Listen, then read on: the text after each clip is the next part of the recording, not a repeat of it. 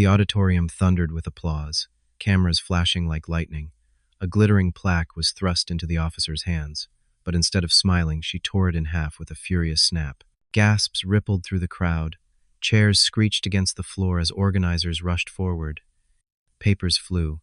The microphone toppled, her voice breaking the silence. "This honor is a lie." Shock froze every face in the hall. Why would a decorated black female cop humiliate the entire ceremony? What truth was so terrifying it drove her to shatter everything on stage, in front of everyone? If you want to know what happens next, stay with me until the end of the video. Don't forget to hit the subscribe button on Justice Voice and turn on the notification bell. That way, every thrilling and surprising story will always reach you. The grand hall of the Cleveland Police Department shimmered under the glow of golden chandeliers. Rows of polished wooden chairs were filled with uniformed officers, city officials, reporters, and proud family members, all waiting for the highlight of the evening. It was autumn of 1998, and outside the tall arched windows, the city of Cleveland was wrapped in crisp winds and the fading colors of falling leaves. Inside, however, the air was electric with celebration.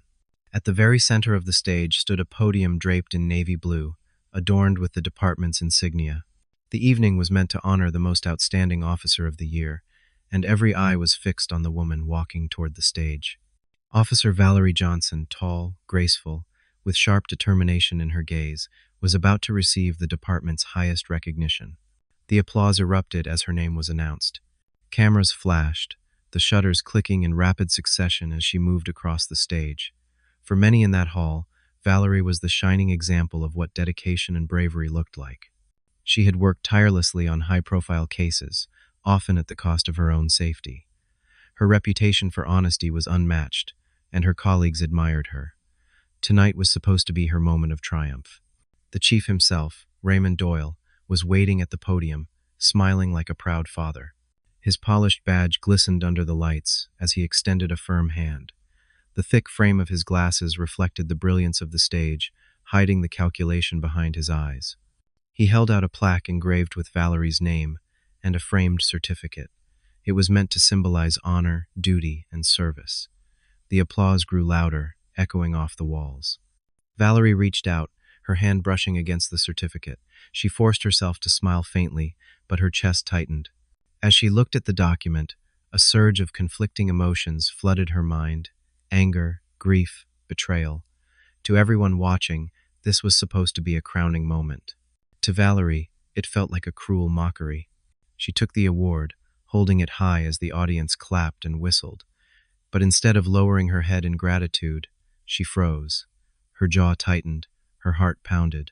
In the front row, Captain Linda McCarthy leaned forward, her expression proud yet watchful, as though she sensed something unusual.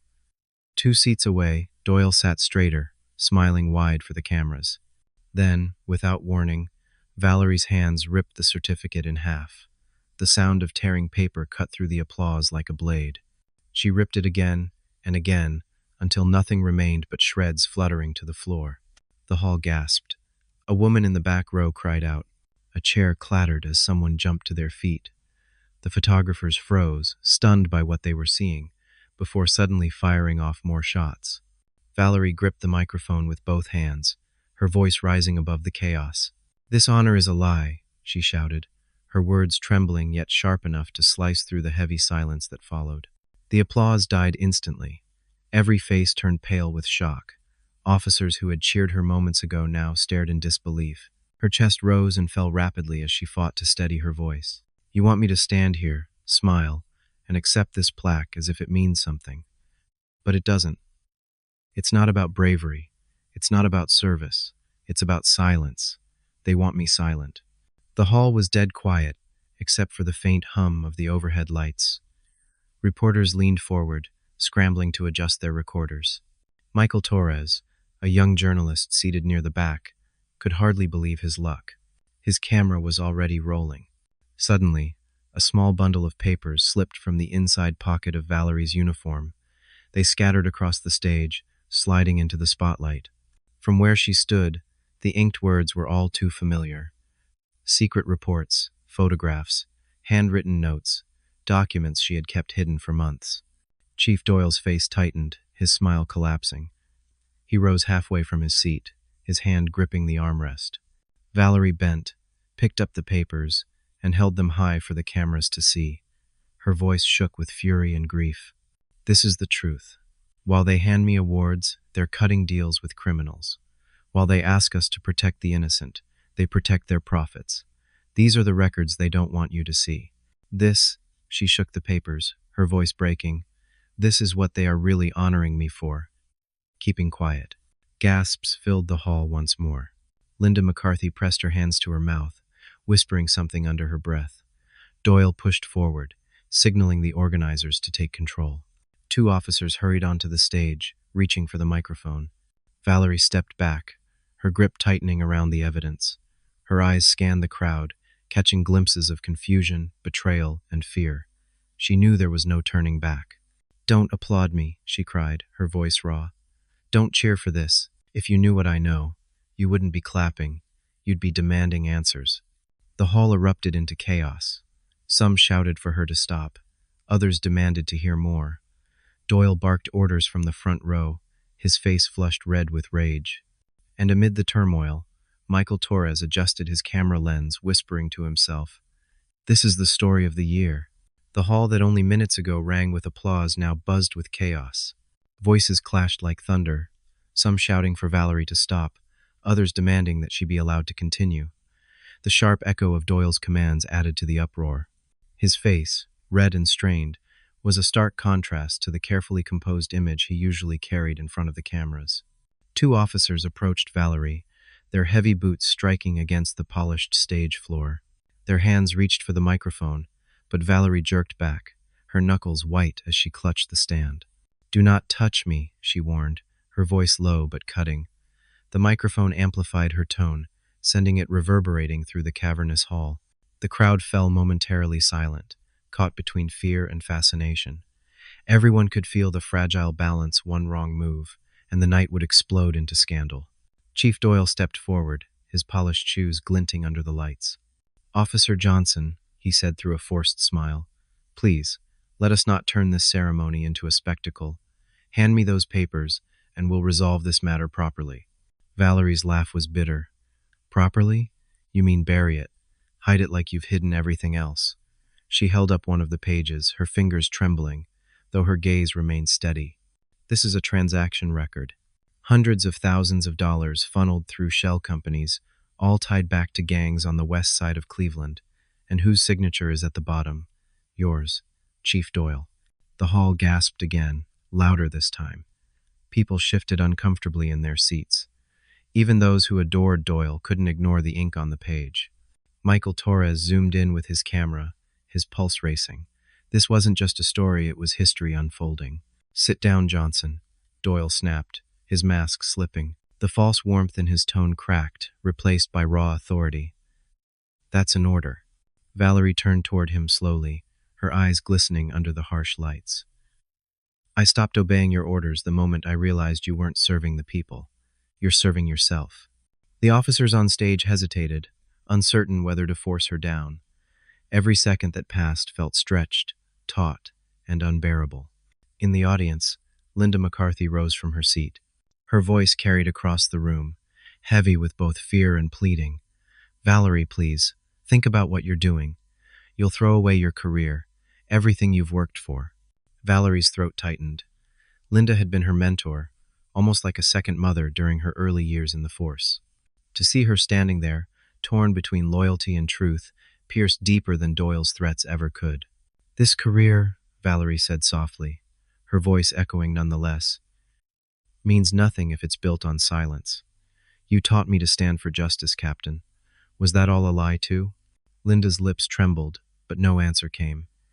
She sank slowly back into her chair, her eyes shimmering with guilt. Valerie turned back to the crowd. "Do you know why I'm here tonight? Why I can't accept this award? Because I've seen firsthand what their protection looks like.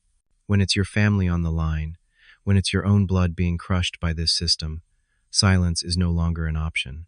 Her voice cracked at that last sentence, and for the first time, her vulnerability bled through the steel of her defiance. She thought of David, her younger brother, barely 20 when he'd been pulled into the claws of the city's gangs. He hadn't been innocent, not completely, but while small-time offenders like him were locked away, the true monsters were granted deals in the shadows. Valerie's memories flooded back, uninvited. The cold echo of the holding cell when she'd gone to see David, his hands trembling as he clutched the bars, his eyes filled with desperation. Val, they don't care about us. They're letting the real dealers walk free. They're cutting deals with them, and you know it. At the time, she hadn't wanted to believe him. She had sworn the badge meant something. But case after case, report after report, she had seen patterns. Files disappearing, suspects released, Doyle smiling with men he should have locked away. Tonight, all of it boiled over. My brother paid the price, Valerie said, her voice steadier now. And so did countless others whose names you'll never hear. Because it was easier for the department to look tough by throwing the book at small kids than to confront the ones with money and power. How? Murmurs spread through the hall. Some officers shifted uneasily, avoiding eye contact. A few even bowed their heads. They had seen the same injustices, but unlike Valerie, they had chosen silence. Doyle slammed his fist against the podium. Enough! His booming voice silenced the whispers. Officer Johnson is clearly unstable. She has fabricated lies, and she is disgracing this department. But the conviction in his tone no longer rang true. Too many eyes had seen the documents in Valerie's hands. Too many ears had heard her words. Michael caught Doyle's expression through his lens. It was the look of a man cornered. The more Doyle barked, the less convincing he became. Valerie leaned closer to the microphone, her voice calm now, almost eerily so. If I were lying, Chief, why are you so afraid of these papers being seen? Why not let the cameras record every word? She tilted her head toward Michael, whose camera's red light blinked like a heartbeat in the crowd. The young journalist nearly jumped when she acknowledged him. He steadied the lens, silently promising himself that no matter what happened tonight, this footage would never disappear. Chaos surged again as organizers tried to cut the microphones. Static filled the hall for a moment, but Valerie raised her voice above it, shouting even without amplification. Her words carried raw power, slicing through the confusion. They want to silence me tonight because the truth threatens their empire. But I refuse to be their pawn, and I won't let the people of Cleveland be deceived any longer. The two officers finally reached her, gripping her arms. Valerie didn't resist this time. She let them pull her back, but not before scattering the documents across the stage. Sheets fluttered like dying leaves, drifting into the hands of astonished officers, reporters, and even family members seated in the front rows. The symbolism wasn't lost on anyone. The evidence was no longer just hers, it belonged to everyone in the room. Linda McCarthy stood again, her face pale. She bent quickly, scooping up one of the pages. Her eyes scanned the words, and her lips parted in horror. She looked up at Doyle, whose glare could have burned through steel. The chief barked orders to cut the lights, to shut down the cameras. But it was too late. The story had escaped into the world, carried by the hands and eyes of dozens of witnesses. Michael Torres clutched his camera to his chest as officers pushed toward him. He slipped into the crowd, his small frame vanishing between chairs and startled guests. He knew he had captured enough Valerie's defiance, Doyle's fury, the evidence on stage. It was dynamite waiting to explode across the city. On stage, Valerie was dragged toward the exit. Her uniform was wrinkled, her hair disheveled, yet her face radiated a strange calm. She had set the fire, and no matter what happened to her, it would spread. As she was pulled through the side doors, she turned her head once more toward the crowd, her eyes locked with Linda's.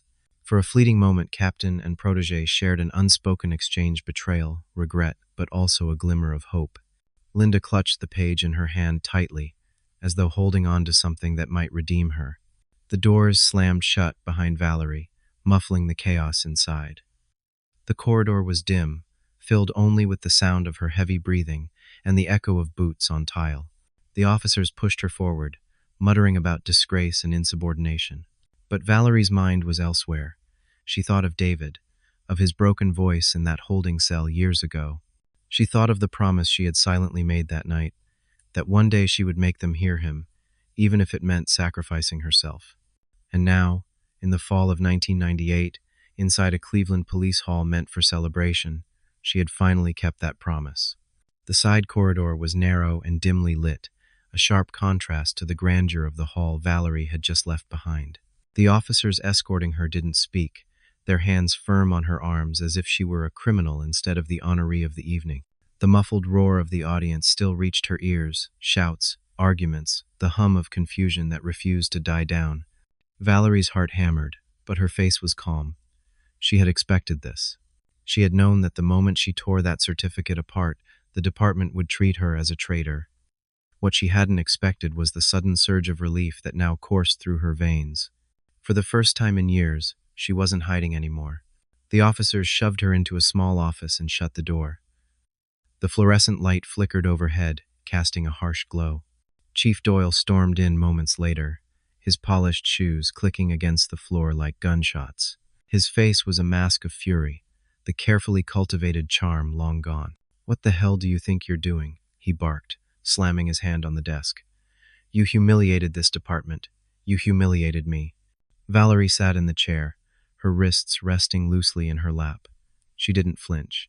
"The humiliation is yours, Chief. You handed it to yourself when you signed those papers." Doyle's eyes narrowed, his nostrils flaring. "You think anyone will believe you?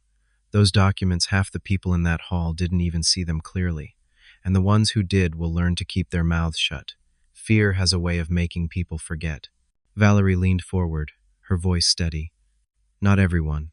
Not this time. You saw Torres with that camera. The footage is out there. You can't control it anymore." For the first time, Doyle's composure cracked. His jaw tightened, and a bead of sweat glistened at his temple. He turned to the two officers. "Get her badge and weapon. She's suspended effective immediately." One of the officers stepped forward, clearly uneasy. "Chief, with all due respect, maybe we should let internal affairs." "Do it," Doyle snapped. His glare silenced any protest. Valerie felt the weight of her badge and sidearm being pulled from her belt. The emptiness they left behind cut deep, like losing a part of herself. Yet she met Doyle's gaze without fear. "You can strip the badge, but you can't strip the truth. It's already bigger than me." Doyle leaned closer, his voice low and venomous. "Then pray you never find out how far we're willing to go to bury it." Outside the hall, chaos spilled into the night. Guests poured out of the building, their conversations buzzing with shock. Reporters shouted questions, their microphones thrust into the faces of anyone wearing a uniform. Camera flashes lit up the steps like lightning in a storm. Michael Torres clutched his camera bag tightly as he pushed through the crowd. His hands shook with adrenaline. He knew what he had was explosive footage of Valerie's defiance, Doyle's rage, the evidence scattered on stage. It was the kind of material journalists dreamed of, but it was also dangerous. He ducked into an alley beside the building, pulling out his camera to review the recording. The images flickered across the small screen, Valerie tearing the certificate, her voice ringing with defiance, Doyle's furious commands. It was all there. Michael exhaled sharply. "This is it," he whispered. "This could take down the whole department." But even as he said it, a chill crept up his spine. If Doyle was as dirty as Valerie claimed, then he had connections, powerful ones. Michael wasn't just holding a story. He was holding a target on his back. Meanwhile, Valerie was released from the station hours later, not as a free woman but as someone cast out into limbo. Her suspension meant she had no authority, no shield of the badge to protect her. The autumn night air bit into her skin as she stepped outside, the city's streetlights casting long, lonely shadows. She pulled her coat tighter around her shoulders and walked quickly to her car. Her hands trembled slightly as she slid into the driver's seat. For a long moment, she just sat there, gripping the wheel, staring at her reflection in the rearview mirror. She saw the exhaustion etched into her face, the fine lines of years spent fighting battles no one wanted to acknowledge. But beneath it all, she saw something else, a flicker of determination that no suspension could extinguish. Her thoughts drifted to David again. He was out now, working odd jobs, trying to keep his head above water. She had promised him she'd fight for him, for all the young men like him who had been used as pawns in a game they never understood. Tonight had been her first strike, but it was far from the last. The sudden vibration of her phone snapped her back to the present. A text message lit up the screen. "We need to meet. It's about what happened tonight. M. T. Michael." Valerie hesitated, then typed a quick reply. Where? Within minutes, an address popped up, a small diner on the east side of the city, a place that stayed open late for night shift workers and truck drivers. Valerie started the engine and pulled out into the Cleveland night. The diner smelled of coffee and fried food, its neon sign buzzing faintly. Michael was already there, hunched in a booth at the back, his camera bag beside him. He looked up nervously as Valerie entered, motioning for her to join him. She slid into the seat across from him, her eyes scanning the nearly empty room. A waitress refilled a coffee cup at the counter, and a trucker sat near the window reading a newspaper. Otherwise, it was quiet. You've got guts, Michael said, his voice low. I don't think I've ever seen anything like that before. Valerie managed a faint smile. Neither have I. Michael unzipped his bag and pulled out the camera. I've got everything. The tearing, the shouting, the papers, Doyle's face when you called him out. It's all here. Valerie's pulse quickened as she watched the footage play on the small screen. Seeing it outside the chaos of the hall made it even more powerful. It wasn't just a protest, it was evidence. Good, she said firmly. We'll need it. Because Doyle won't stop until he makes me look like a liar. He'll smear me, drag up anything he can to destroy my credibility. Michael leaned in, his expression earnest. Then we get ahead of him. We release this before he has a chance to twist the narrative. I've got contacts at the paper, even at a few TV stations. If this goes public fast enough, they won't be able to bury it. Valerie considered his words carefully. It was tempting, so tempting to let the footage explode across the city by morning, but she also knew the risks. If you release it too soon, they'll come after you. Doyle has power, Michael. You don't know the lengths he'll go to protect himself. Michael's jaw tightened. I'm not backing down. I became a journalist for moments like this. If we don't expose them, who will? For a moment, Valerie saw something of David in Michael, the same youthful fire, the same reckless courage. And just like with David, she felt the same protective fear. We'll do it, she said at last, her voice steady. But we do it smart. We gather more. Enough that when it comes out, there's no room for doubt. One recording won't be enough. We need to make sure the truth is undeniable. Michael nodded slowly, understanding. Then where do we start? Valerie's gaze hardened. With the files Doyle doesn't know I still have. Back at his office downtown, Doyle sat alone in the dark, nursing a glass of whiskey. The celebration had turned into a disaster, and the image of Valerie's defiant face haunted him. He picked up the phone and dialed a number. It's me, he said coldly when the line connected. We've got a problem. Johnson opened her mouth, and there's a reporter sniffing around. A pause. The voice on the other end was low and gravelly. Handle it, the man said simply. Doyle hung up, his hand trembling slightly as he set the receiver down. The fire Valerie had lit was spreading, and now, it wasn't just his career on the line, it was his survival. Cleveland's night carried a metallic chill, the sort that bites through a coat and sits in your bones. The diner's neon hum faded behind Valerie and Michael as they stepped into the empty lot. Sodium lights threw soft ovals across cracked pavement. A train moaned somewhere in the distance, long and lonely, as if the city itself were sighing. We can't go to my place, Valerie said, scanning the street out of habit. If they're watching, that's the first door they'll knock on. Michael nodded. I've got a small storage unit near the river. I use it for equipment and backups. No name on the door, no sign, paid 3 months ahead. Good, Valerie said. Drive with your lights normal, no weird turns. If someone's following, we'll find out the old-fashioned way. They slid into separate cars and pulled onto the road, keeping 2 vehicles between them like a quiet pact. Valerie checked her mirrors every other block. Once, a dark sedan lingered too long at a light. She counted 1, 2, 3, then turned right, then left again. The sedan continued straight, maybe just another insomniac in a restless city. Maybe not. The storage unit sat in a low, squat building not far from the Cuyahoga. The river carried a cold smell that mixed oil and autumn leaves. Michael keyed the roll-up door, and it rattled open just enough for them to slip inside. The overhead bulb flicked on with a click. Inside, metal shelving, a battered table, a thermos, a portable TV, no larger than a lunchbox, and a fireproof safe tucked into the corner. Michael set his camera bag down like it was fragile glass. Valerie stepped closer to the safe. You keep duplicates? She asked. I keep duplicates of duplicates, Michael said with a faint smile. You learn that lesson the first time a file disappears from a newsroom locker. Valerie unbuttoned her coat and pulled out a flat envelope, reinforced with tape and string. She rested it on the table, as if laying down a card in a game nobody understood until the last play. What Doyle doesn't know I still have. Michael leaned in. Inside were photocopies, scribbled notes, and a list of names with dates in the margins. Some pages were clean, others were stained with coffee rings and fingerprint smudges from late nights. Valerie pulled out one document, an internal memo with a neat signature at the bottom. That one, she said, tapping the page. It looks routine asset forfeiture, funds allocation, blah blah, but follow the account numbers. They loop through a community foundation, then a shell company, then back to a supplier whose owners never show up in person. They use cutouts. Meanwhile, small-time kids get crushed. The big players get their street corners protected. You're sure? Michael asked, though he could hear in her voice that she was. I'm sure, she said. I've watched it for years. The pattern holds. He spread the papers like a card dealer. We need a map. Something a jury and a grandmother watching local news can understand.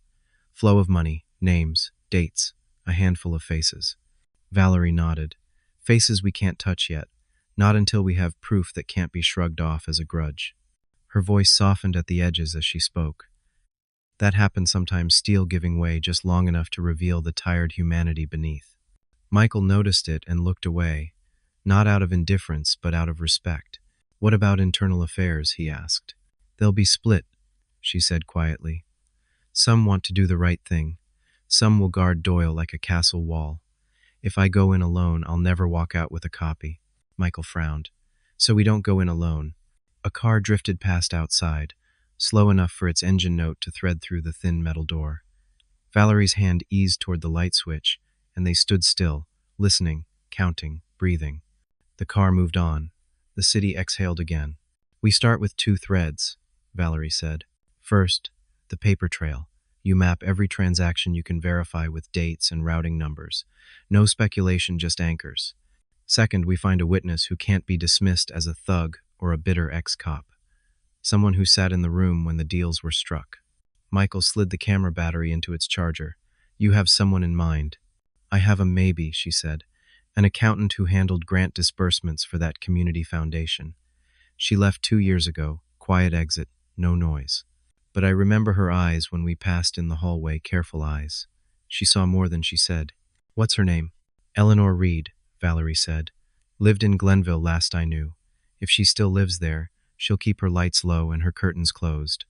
Michael wrote the name in a small reporter's notebook. We try tonight? Valerie checked her watch. Nearly midnight. We try tonight. They refiled the papers and locked the safe. Michael powered down the single bulb and pulled the door shut. The river wind cut sharper now, and Valerie turned up her collar. They moved back to their cars with that odd, silent rhythm of people who have agreed to trust each other without saying it aloud. Glenville's quiet streets wore the hour like a heavy coat. Most porches were dark. A dog barked at nothing in particular and then lost interest. They parked half a block away from an aging duplex, its brick facade patched with time. A porch light glowed weakly behind a screen door. Valerie rapped her knuckles lightly, 3 soft taps. Nothing. She waited, then tried again, this time adding her name through the mesh. Miss Reed? My name is Valerie Johnson. I used to work cases with the department. I just want to talk. Locks shifted. The door opened 2 inches, then 3. A woman in her early 50s, hair pulled back tight, peered out with eyes that did indeed look careful. You're the one from the TV, she said, voice low. The award, the tearing. Valerie gave a small nod. I am. And him? Eleanor asked, tipping her chin toward Michael behind Valerie's shoulder. Reporter, Valerie said. But he knows how to keep his mouth shut until it matters. Eleanor studied them for a long, quiet moment. Then she opened the door fully and stepped aside. You have 5 minutes. If you waste them, that's on you. Inside, the living room smelled faintly of lemon oil and old books. A tidy bookshelf held binders with years written in black marker on the spines. On the coffee table sat a single teacup, cooling. The television was off. A crocheted throw folded by habit across the arm of a chair. "Why now?" Eleanor asked, before they Saturday. "There's always been a reason to talk. Why is tonight different?" "Because they can't hide the mess anymore," Valerie said. "I tore the bandage off. And because there are kids paying for deals they never made." Eleanor's gaze moved from Valerie to Michael and back. "And you think I can help you?" "I think you saw how the money moved," Valerie said. "Enough to know when a signature didn't belong on a page." Silence settled for a beat. Then Eleanor walked to the shelf, pulled a slim binder, and laid it on the table. "I keep copies of things that made my stomach hurt," she said. "I told myself it was just so I could sleep with both eyes closed. Maybe it was also so I wouldn't forget."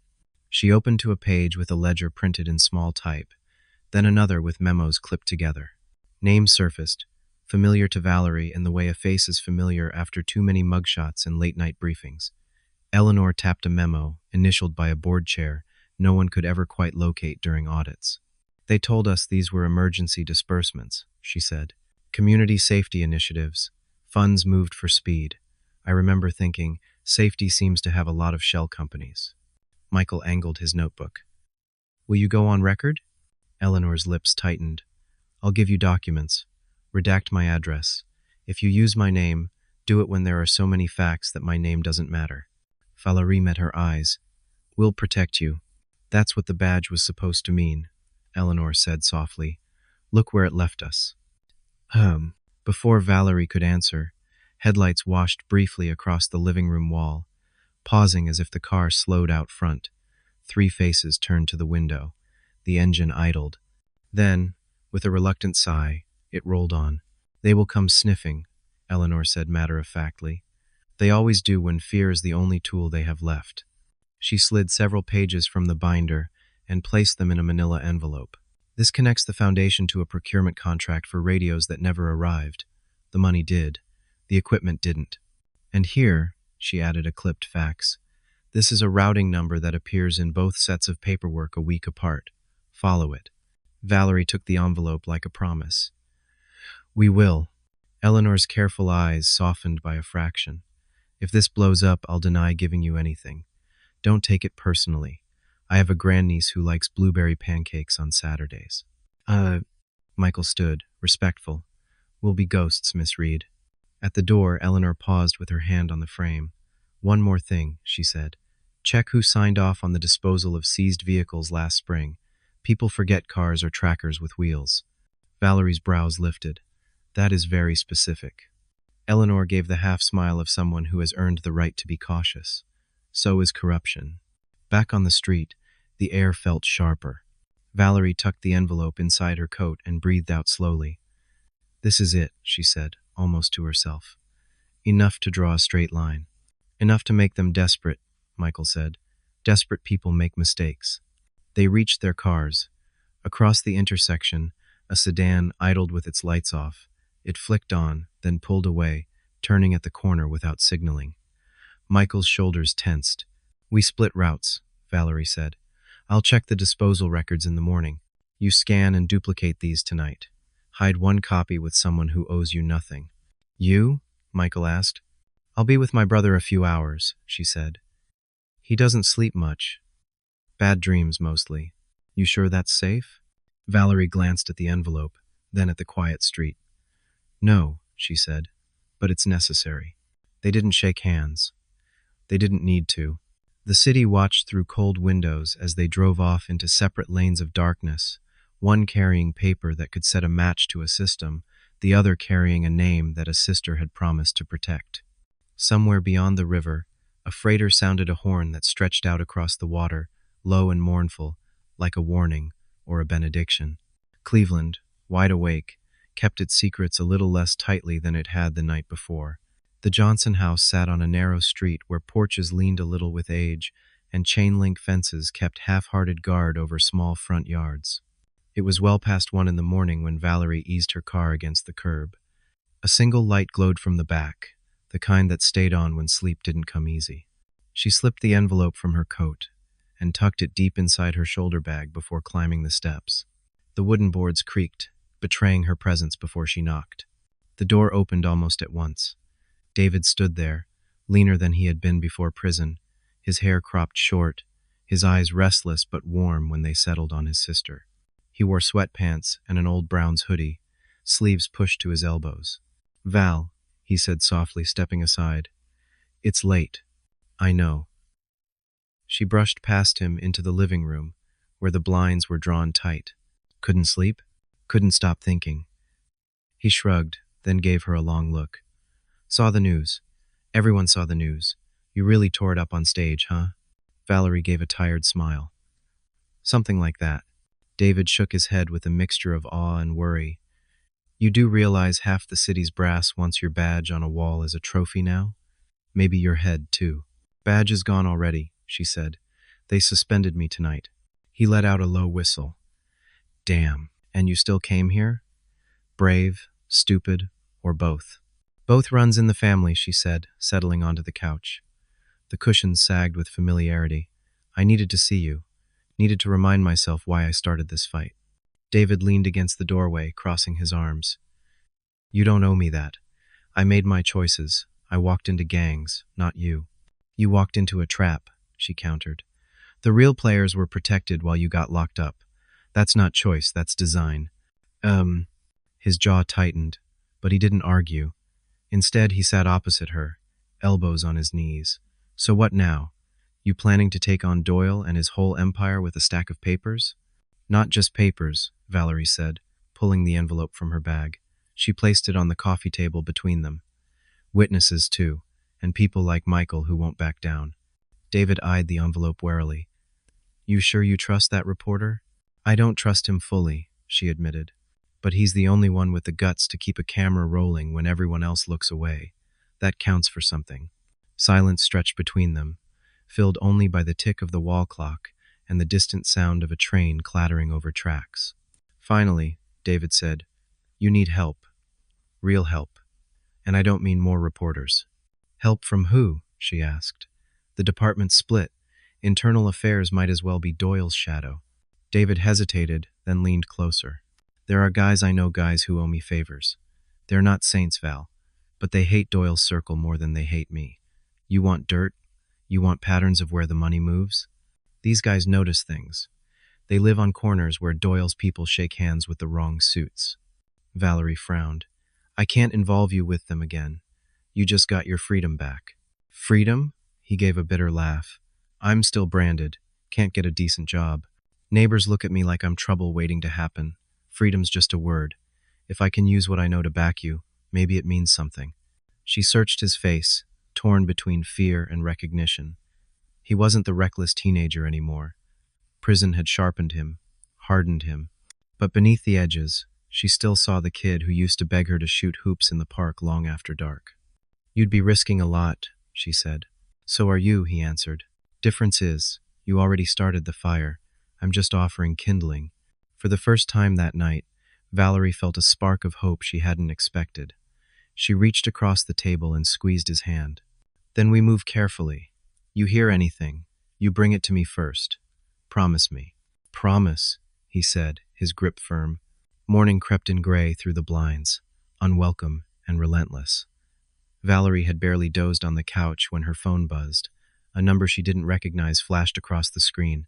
She almost ignored it, then answered with a cautious, "Yes?" A woman's voice, taut with nerves, whispered on the line. "Officer Johnson? This is Eleanor Reed. I shouldn't be calling, but I thought you should know. There was a car outside my house for an hour last night. Engine off, lights out. When I looked again, it was gone. Be careful." Valerie sat up straighter, fatigue evaporating. "Thank you, Miss Reed. Keep your curtains closed and don't answer unless it's someone you know." "I already don't," Eleanor said. "Just, whatever you're doing, finish it fast. They won't wait long." The line went dead. Valerie lowered the phone slowly, her stomach tightening. She looked at David, who had been listening from the kitchen doorway. His face darkened. "They're circling," he said. "Yes," Valerie replied. She picked up the envelope again, weighing it in her hands. "Which means we're running out of time." By late morning, Valerie and Michael met at a downtown cafe where tired office workers lined up for burnt coffee and bagels. They claimed a corner booth, speaking in low tones. Michael had already duplicated Eleanor's papers and hidden copies with two different friends outside journalism. "If they come after me, the story still goes live," he said. Valerie nodded. "Good. We can't let Doyle control the timing. But we also can't move too soon. We need one more piece, something undeniable." Eleanor mentioned seized vehicles. If those were funneled off the books, it ties directly to Doyle's office. Michael leaned forward. "So we get the disposal records." "Exactly," Valerie said. "And there's only one place they keep the originals." "Let me guess," Michael said grimly. "The records office at headquarters." Valerie's eyes hardened. "If we're going to prove this, we'll have to walk straight into the lion's den." The Cleveland Police Headquarters towered over Ontario Street like a slab of concrete authority. Its broad steps and revolving glass doors were meant to project order and power, but for Valerie, walking back toward the building she'd once called home felt like stepping into the belly of a beast. Suspended or not, she still knew every corner, every camera, every habit of the guards who worked the night shift. Michael walked beside her, his hands buried in the pockets of a plain jacket, his camera left behind to avoid suspicion. "You really think we can just stroll in?" he muttered, trying to keep his voice casual but failing to hide the nerves. "We won't stroll," Valerie replied. "We'll act like we belong. Confidence is half the uniform." It was early evening, the hour when day shift officers traded stories in the parking lot and night shift ones shuffled in with coffee thermoses. Valerie kept her head slightly down but her stride strong. She still wore her old black coat, the kind any civilian might wear. Yet the rhythm of her steps betrayed her years of service. They entered through a side door Valerie knew well, one often used by officers avoiding the main lobby's crowd. The receptionist barely looked up, distracted by a phone conversation. Valerie guided Michael down a hallway, her voice low. "Records office is 2 floors down. If Doyle's tightened access, we'll need a key card, but I have another way." "What way?" Michael asked. She didn't answer right away. They turned down a narrow stairwell, concrete walls stained with years of boot scuffs. At the landing, Valerie reached behind a loose tile near the baseboard. Her fingers found the edge of a small plastic card wrapped in tape. She pulled it free and held it up. "You hid a spare key card in the building?" Michael whispered, incredulous. "Always have a way out," Valerie said simply. "I left this years ago for emergencies. Never thought I'd use it like this." The door beeped softly as she swiped the card. They stepped into a corridor lined with file rooms, each marked with numbers and coded locks. Fluorescent lights hummed overhead. Somewhere distant, a copier clicked. Valerie stopped at room 217, Vehicle Disposal Records. Inside, the air smelled of paper and ink. Metal filing cabinets stretched wall to wall. The hum of a small fan filled the silence. Valerie moved quickly, pulling open drawers. She scanned labels. January 1998, February 1998. She stopped at April 1998. "Here," she murmured. She flipped through manila folders, pulling one free. Inside were forms stamped "Disposal Completed" with neat signatures. Doyle's name appeared more than once. Michael leaned over her shoulder. "These look clean." "On the surface," Valerie said. "But look here, the VIN numbers. Some are repeated. Semcar, different disposal date." Michael's eyes widened, meaning the cars never left. They were laundered on paper and resold through Doyle's network, Valerie finished. "This connects him to organized theft, not just money laundering." Before Michael could respond, the sound of footsteps echoed in the hallway. Valerie snapped the folder shut and slid it under her coat. She motioned for silence. The doorknob rattled. A voice called, "Anyone in there?" Michael's heart raced. Valerie gestured toward the back, where a maintenance closet door sat slightly ajar. They slipped inside, the cramped space filled with mops and the sharp scent of bleach. Valerie pulled the door closed just as the main office door opened. Through the thin slats, they saw a uniformed sergeant step in. He crossed to a filing cabinet, humming faintly as he shuffled through papers. Every second stretched, Michael's breath shallow. Valerie's hand hovered near her coat, ready to fight if cornered. At last, the sergeant muttered, "Not here," and left, the door shutting with a soft thud. Silence returned, but both Valerie and Michael remained still another 30 seconds, just to be sure. Finally, Valerie eased open the closet door. "We're leaving," she whispered. They slipped back into the hallway, nerves tight as wire. On the stairwell down, Michael finally exhaled. That was too close. "Get used to it," Valerie said, though her pulse still pounded. "We've got what we need. Now we make it count." An hour later, they sat in Michael's storage unit by the river again. The folder lay open on the table, its pages spread under the harsh overhead bulb. Michael snapped photos of each page with a small digital camera. "This alone could nail him," he said.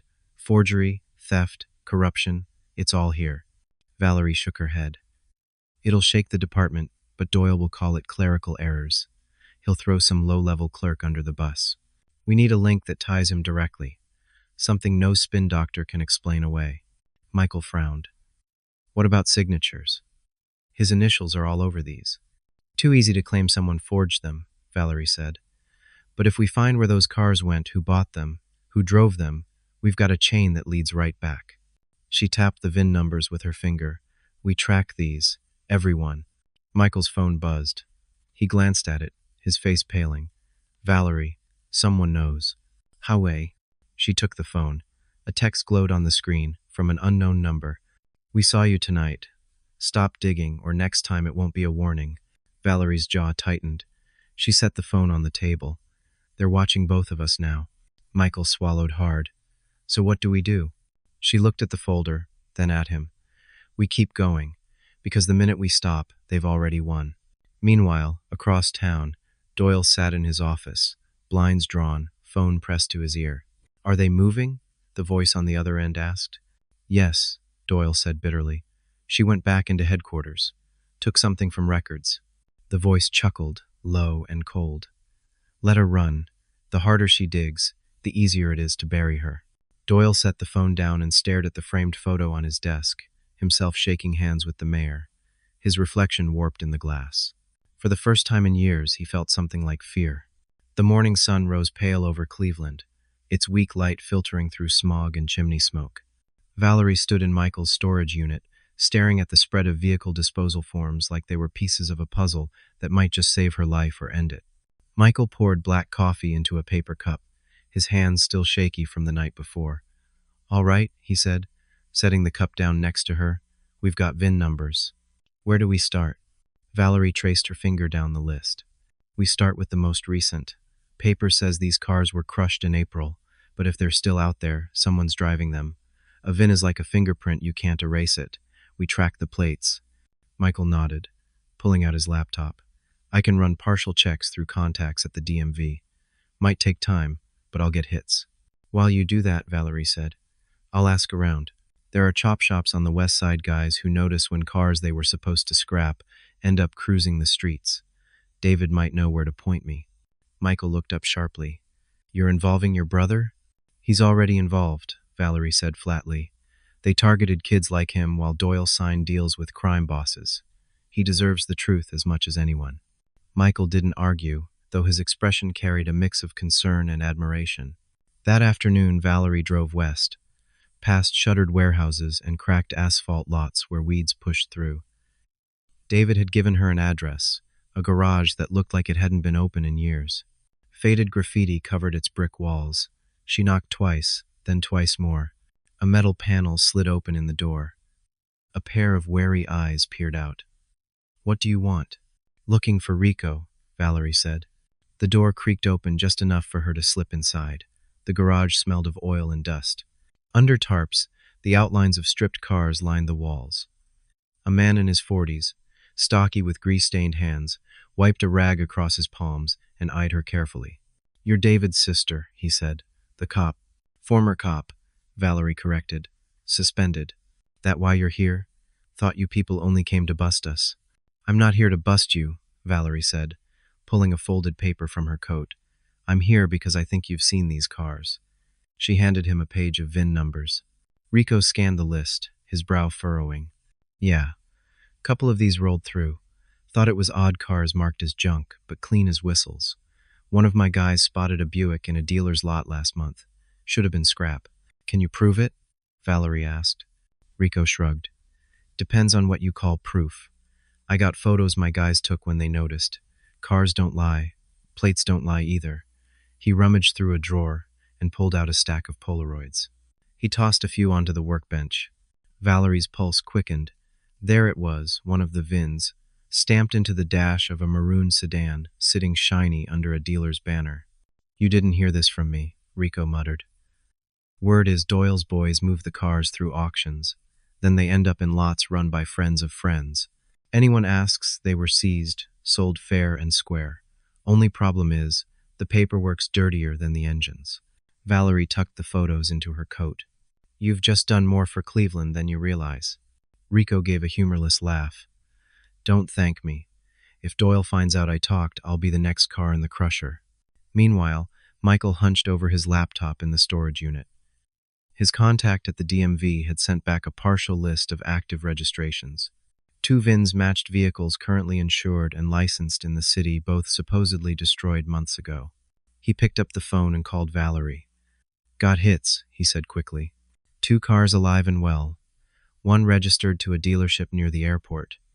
The other, you won't believe this, registered under a company tied to Doyle's brother-in-law. "Oh." Valerie's grip on the phone tightened.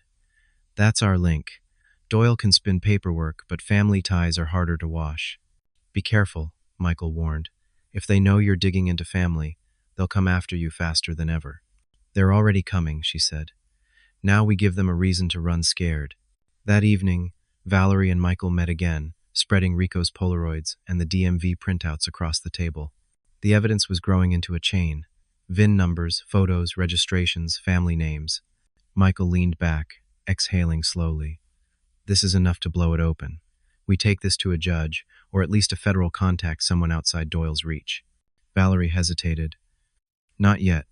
If we go too soon, Doyle will bury it as a clerical mix-up, blame low-level staff. We need the direct link the moment someone in Doyle's circle actually moves these cars." Michael frowned. "So we watch. We wait." Valerie nodded. "We set a trap." But Doyle was already moving. In his office, he stood before a wall map of Cleveland, pins marking districts and ports. His most trusted lieutenant, a broad man with a scar across his cheek, handed him a thin folder. "They're looking into the cars," the man said. "Johnson and the reporter. They've already talked to Rico." Doyle's jaw clenched. "Then Rico doesn't talk again. And Johnson, she's becoming a symbol. Symbols need to be broken in public." The lieutenant nodded once. "Consider it done." Back at her brother's house, Valerie felt the weight of the coming storm. She sat on the porch with David, the night air heavy with the scent of damp leaves. "Once this starts rolling," she said quietly, "there's no putting it back. Doyle will throw everything at us." David glanced at her, his eyes steady. "Then we don't flinch.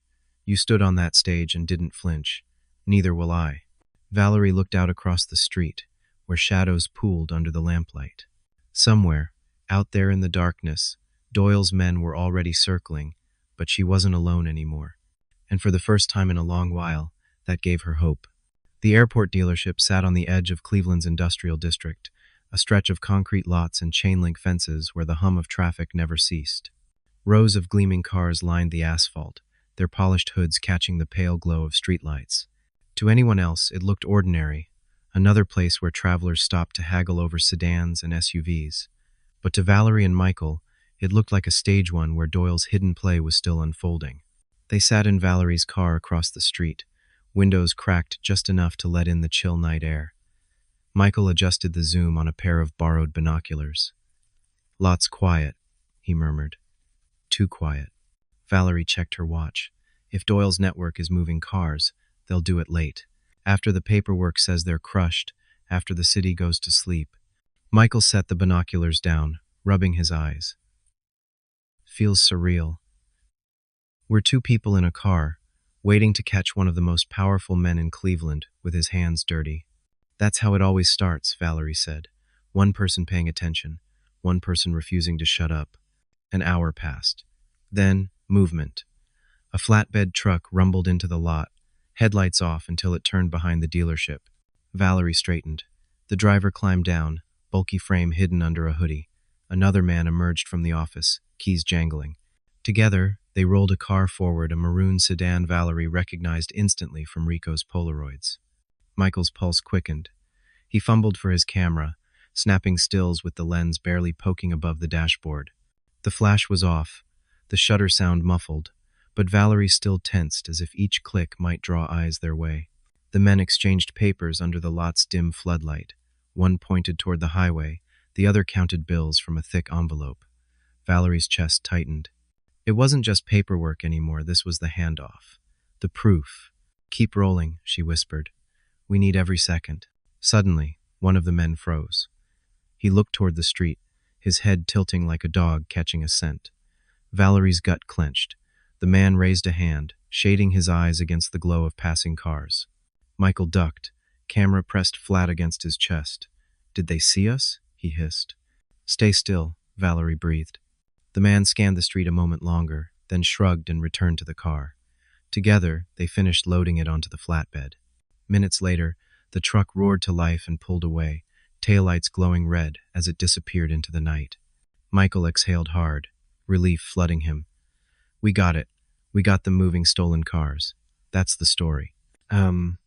It's a piece," Valerie corrected, though her voice carried a spark of triumph.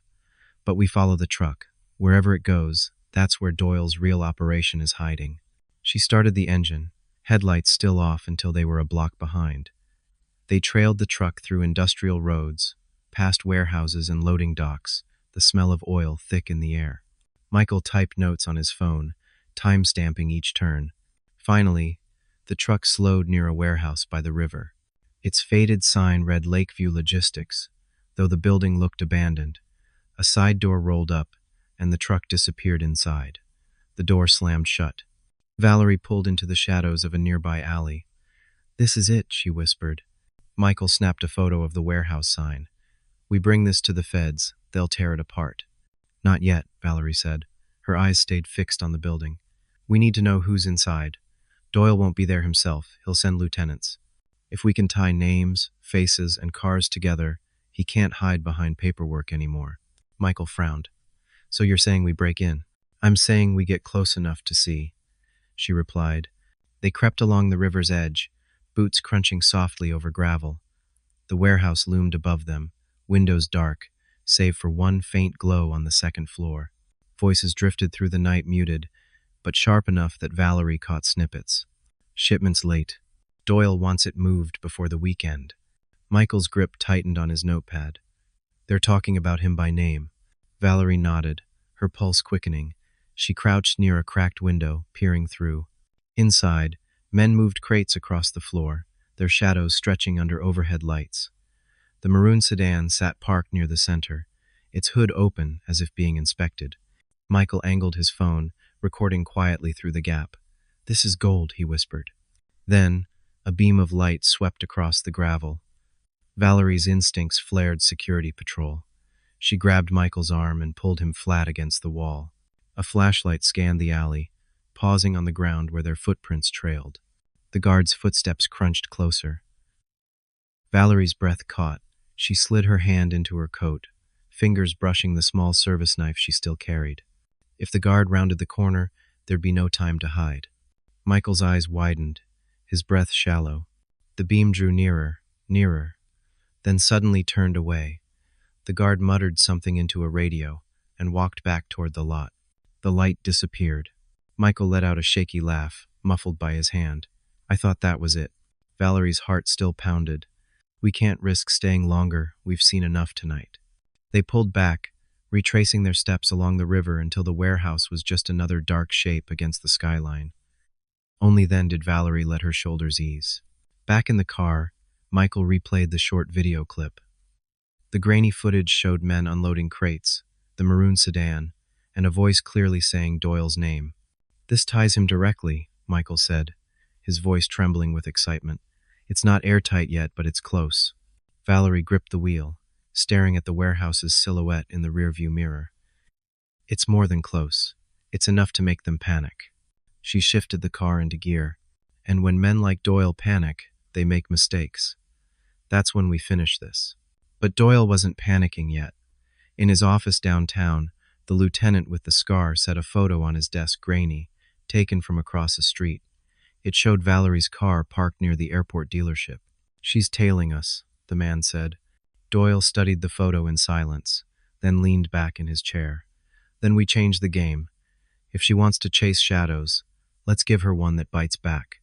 Rain swept across Cleveland the next night, drumming against rooftops and pooling in the gutters. Valerie drove slowly through slick streets, wipers keeping rhythm against the windshield. Michael sat in the passenger seat, reviewing the footage from the warehouse for the 10th time. The video was grainy, but Doyle's name rang clear enough to echo. This clip could end his career, Michael said, half to himself. Maybe even put him in prison. Valerie's eyes stayed fixed on the road. Could, but only if we live long enough to release it. Michael glanced at her, uneasy. You think they're coming after us? I know they are, she replied. We were too close last night. They saw something. Doyle's not the type to wait. As if on cue, headlights flared in the rearview mirror. A dark SUV hugged their bumper, its engine growling low. Valerie's stomach dropped. Michael, she said evenly, put the camera down. Buckle in. The SUV swerved, clipping the back of Valerie's car. Tires squealed. Michael cursed, fumbling for the seatbelt. They're trying to spin us, Valerie muttered. She gripped the wheel tight, her training kicking in. She turned sharply down a narrow side street, puddles splashing up onto the hood. The SUV followed, relentless. Michael clung to the dashboard. What do we do? Hold on. Valerie's voice was calm, almost too calm. She slammed the brakes, sending the SUV surging forward. At the last second, she veered left, and the pursuer overshot, fishtailing on the wet asphalt. Valerie gunned the engine, darting into an alley. The SUV recovered, headlights cutting into the narrow passage as it followed. They won't stop, Michael said, panic rising in his throat. Then we make them. Valerie's eyes narrowed. Ahead, a delivery truck blocked half the alley, leaving just enough space for her sedan. She aimed straight for it, accelerating. Michael shouted, bracing for impact. At the last moment, Valerie swerved tight, scraping the mirror but clearing the gap. The SUV tried to follow but clipped the truck's bumper. Metal crunched, sparks flew, and the bigger vehicle slammed sideways into a wall. Valerie didn't slow until they were 3 blocks away, lungs burning, knuckles white on the wheel. She pulled into a shadowed lot beneath a railway bridge and cut the engine. The silence afterward was deafening, broken only by the hiss of rain. Michael's chest heaved. That was insane. Valerie closed her eyes briefly, steadying herself. That was Doyle's warning. Next time, it won't be a warning. Later, in Michael's storage unit, the adrenaline had dulled but not the danger. Water dripped from their coats onto the concrete floor. Michael replayed the warehouse video once more, as though convincing himself it still existed. They wanted the footage, he said. That's what tonight was about. They wanted us gone, Valerie corrected. Footage was secondary. Doyle knows if he breaks me, the rest falls apart. Michael sat heavily on a folding chair. So what's our move now? We can't just keep dodging cars and alleys. Valerie leaned over the table, spreading out Eleanor's documents beside the photos from Rico. We hit them back. Public. Hard. Every piece we have warehouse footage, VIN records, financial trails, we drop it in one strike. Michael hesitated. That's risky. If we release it before we've tied it up, Doyle will spin it. Call it circumstantial, fake, anything. He's good at that. Valerie's gaze hardened. Then we need the missing piece. The one thing that ties Doyle directly to the cars and the money. Michael rubbed his temples. And where exactly do we find that? Valerie's answer was quiet, but sharp as glass. His lieutenant, the scarred one, he was at the warehouse. If we get him talking on tape, it's over. Michael blinked. You're suggesting we get a confession out of Doyle's enforcer? You said it yourself, we can't run forever. We go on offense.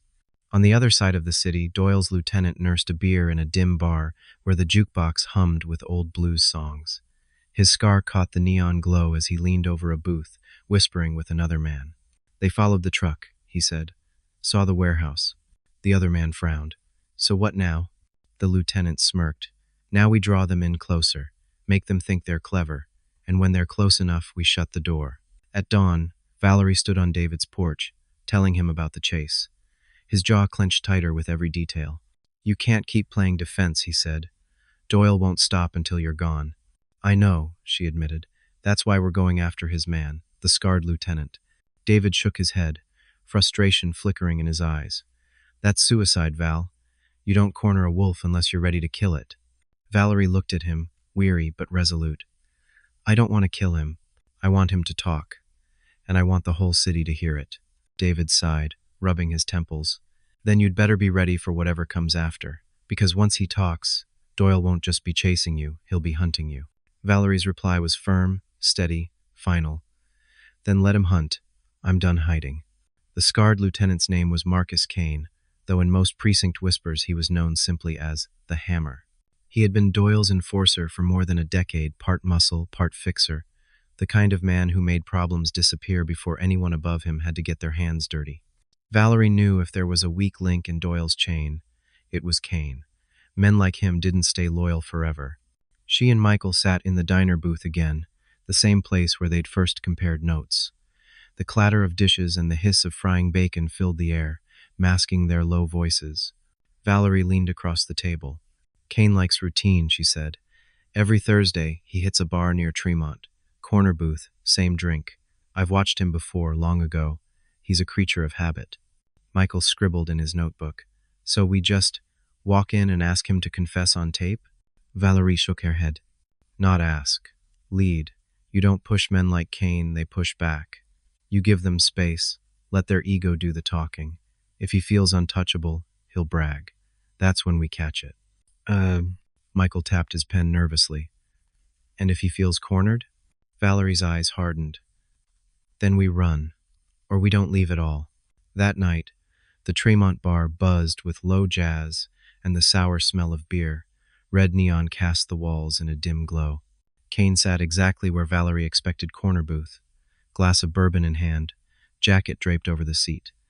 His scar caught the light as he laughed with two younger men who clearly looked up to him.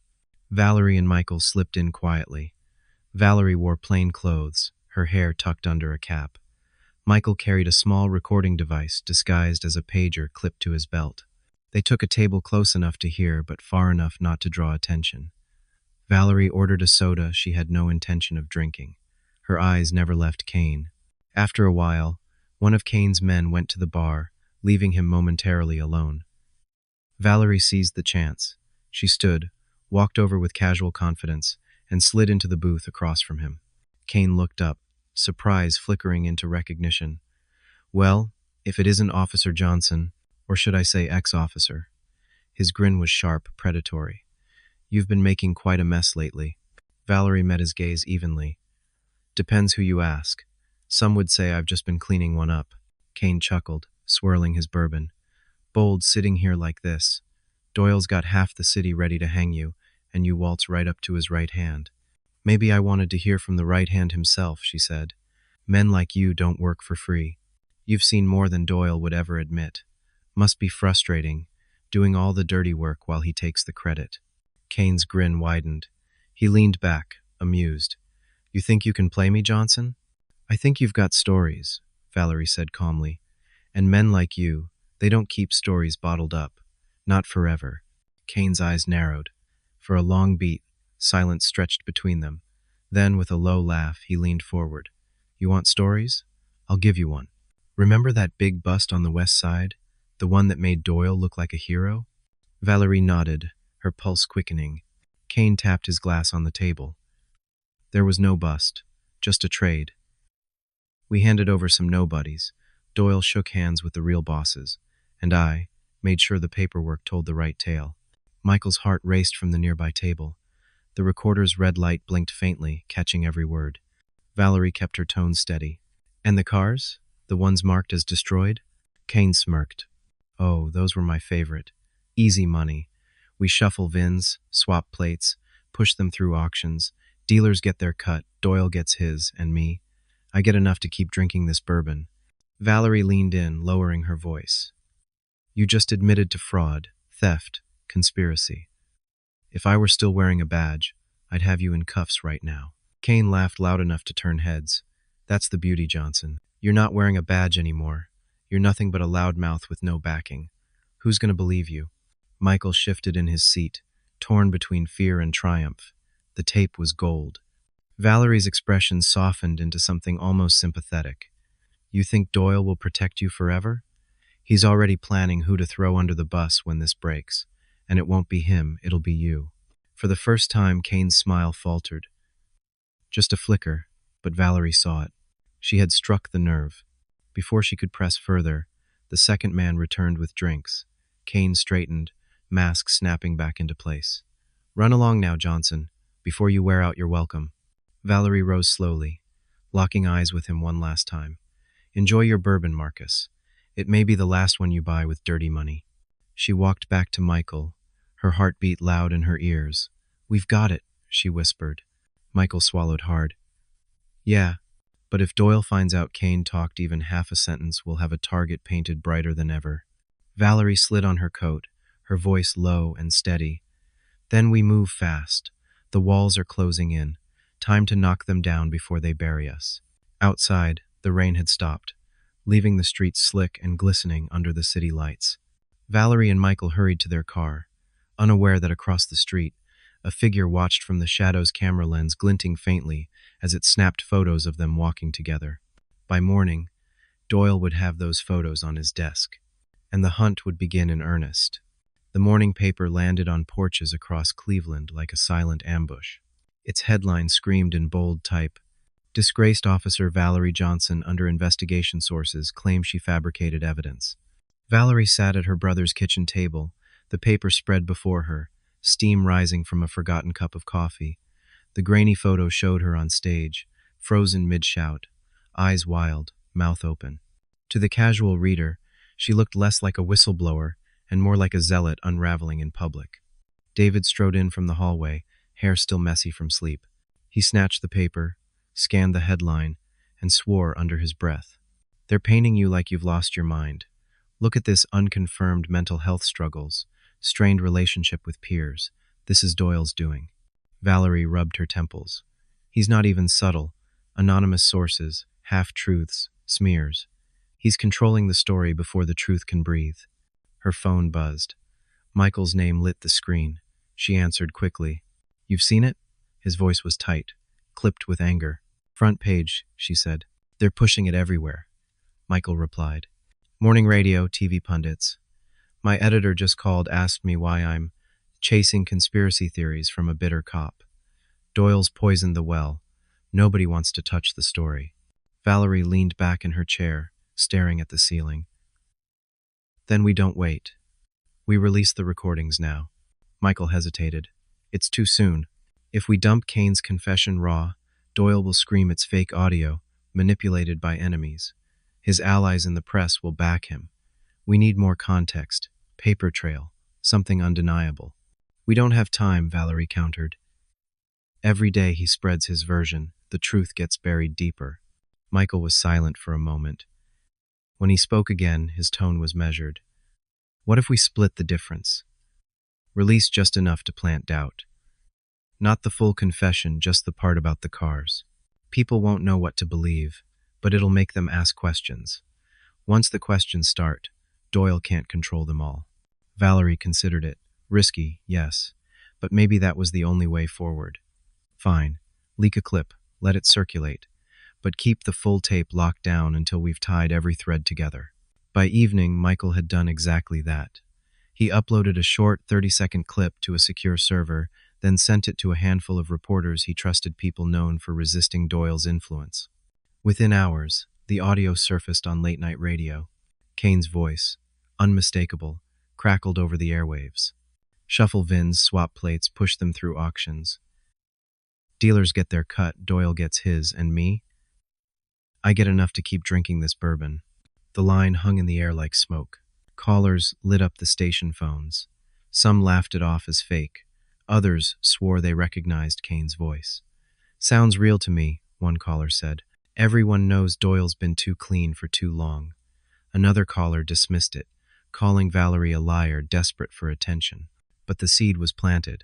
By midnight, social media buzzed with arguments. Hashtags like number Cleveland cars and number Doyle deal trended locally. Bloggers demanded answers. A small but growing fire had started. In his office, Doyle seethed. He slammed his fist against the desk, rattling picture frames of him smiling with city leaders. She's bleeding us one cut at a time, he growled. Marcus Kane sat stiffly across from him, jaw tight. Boss, it was just bar talk. Nobody can pin it on me. Doyle's glare was venom. Doesn't matter what you meant. It matters that she caught you saying it. You were supposed to be smarter. Kane spread his hands, then hit back harder. Crush her before she drops the rest. Doyle turned to his scarred lieutenant. Do it. Tonight. Make an example. Johnson wants to play martyr? Let her die like one. The scarred man nodded once. Consider it done. Meanwhile, at Michael's storage unit, the tension was suffocating. Valerie sat hunched over the table, evidence scattered around her.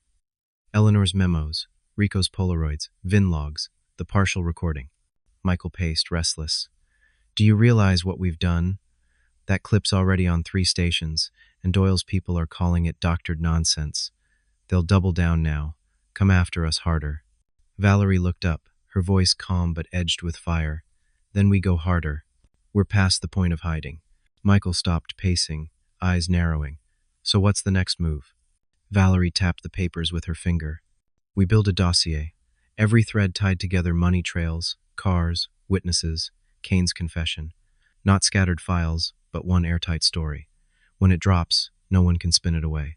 Michael exhaled slowly, his frustration softening into resolve. A case file. Something a judge could use, or a grandmother could understand. Clean, undeniable. Oh. David leaned in the doorway, arms crossed, face grim. Do it fast, because they're circling. Valerie frowned.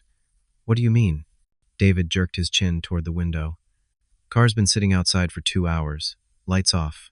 Same one that circled last week. Valerie's blood ran cold. She moved to the blinds, peering out. A black sedan sat idling under the streetlight, exhaust puffing into the cool night. Its windows were dark, unreadable. They're not just watching anymore, she murmured. They're waiting. That night, Valerie didn't sleep. She sat at the table long after Michael left. Evidence spread before her like a battlefield map. Her mind drifted through every step of the journey. The night she tore the award, Eleanor's careful eyes, Rico's Polaroids, Kane's mocking laugh, and deeper still, to David behind bars years ago, whispering through the cold metal bars. They're letting the big guys walk free, Val. You know it. He had been right, all along. When dawn finally bled gray across the blinds, Valerie whispered aloud, to the papers, to the ghosts of every name buried by corruption. This ends with me, or it ends with no one. The black sedan didn't just watch anymore, it moved. As Valerie and Michael left the storage unit that evening, headlights flared, tires screeched. 2 men leapt from the car, guns drawn. Down, Valerie shouted, shoving Michael behind a dumpster as bullets sparked against brick. Her instincts screamed, years of training coming alive. She drew the small service knife she still carried, heart hammering. Michael clutched his bag tight, desperate not to lose the recordings. The attackers split, one circling left, the other charging straight. Valerie lunged, catching the first man off guard. The knife flashed, slicing across his arm. He cried out, stumbling back. Michael swung a broken pipe he'd grabbed from the ground, slamming it into the second man's knee. The thug collapsed, weapons skittering across concrete. For a moment, the alley roared with chaos, grunts, curses, the pounding of rain. Then silence. Both attackers lay groaning, weapons out of reach. Michael's chest heaved. They were here to kill us. Valerie wiped rain and sweat from her brow. No, to scare us.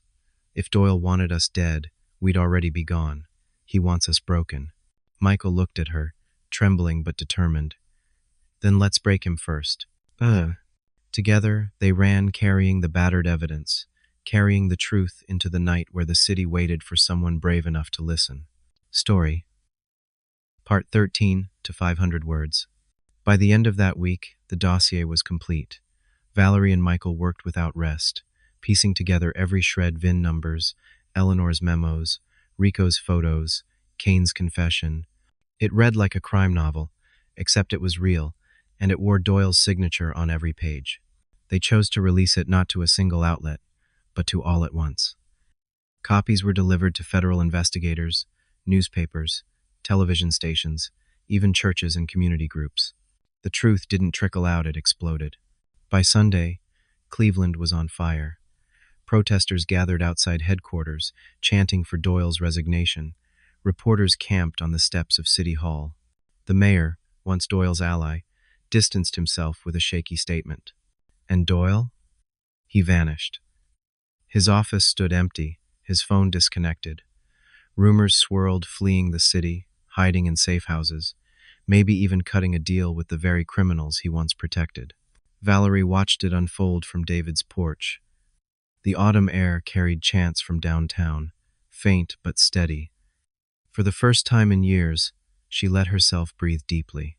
David joined her, handing over a cup of coffee. "Looks like you did it, Val." She shook her head softly. "We did it. You, Michael, Eleanor, Rico, every person who refused to stay quiet." Michael stepped out with a weary smile, camera slung over his shoulder. "The story's bigger than any of us now, and that's how it should be." Valerie gazed at the horizon, where dawn painted the sky in muted gold. Her badge was gone, her career destroyed. Yet, for the first time, she felt whole. "This isn't the end," she murmured. "It's just the start of something better." The wind stirred the leaves at their feet, carrying her words into a city finally waking to the truth. By the end of that week, the dossier was complete. Valerie and Michael worked without rest, piecing together every shred: VIN numbers, Eleanor's memos, Rico's photos, Kane's confession. It read like a crime novel, except it was real, and it wore Doyle's signature on every page. They chose to release it not to a single outlet, but to all at once. Copies were delivered to federal investigators, newspapers, television stations, even churches and community groups. The truth didn't trickle out, it exploded. By Sunday, Cleveland was on fire. Protesters gathered outside headquarters, chanting for Doyle's resignation. Reporters camped on the steps of City Hall. The mayor, once Doyle's ally, distanced himself with a shaky statement. And Doyle? He vanished. His office stood empty, his phone disconnected. Rumors swirled, fleeing the city, hiding in safe houses, maybe even cutting a deal with the very criminals he once protected. Valerie watched it unfold from David's porch. The autumn air carried chants from downtown, faint but steady. For the first time in years, she let herself breathe deeply. David joined her, handing over a cup of coffee. "Looks like you did it, Val." She shook her head softly. "We did it. You, Michael, Eleanor, Rico, every person who refused to stay quiet." Michael stepped out with a weary smile, camera slung over his shoulder. "The story's bigger than any of us now, and that's how it should be." Valerie gazed at the horizon, where dawn painted the sky in muted gold. Her badge was gone, her career destroyed. Yet for the first time she felt whole. "This isn't the end," she murmured. "It's just the start of something better." The wind stirred the leaves at their feet, carrying her words into a city finally waking to the truth. My dear friends, if you've stayed with me until the very last moments, surely your heart has gone through a whirlwind of emotions: surprise, anger, compassion, even a lump in your throat at the choice made by the black female police officer. What do you think about her action? Was it admirable courage or a risky recklessness? If you were in her place, what would you do? Leave your comment below. If you believe that justice must be protected by the truth, press 1. If you feel there are still mysteries left unsolved, press 0. Thank you for listening, and I hope that you, too, will always stand on the side of justice, even though the path to the truth is never easy.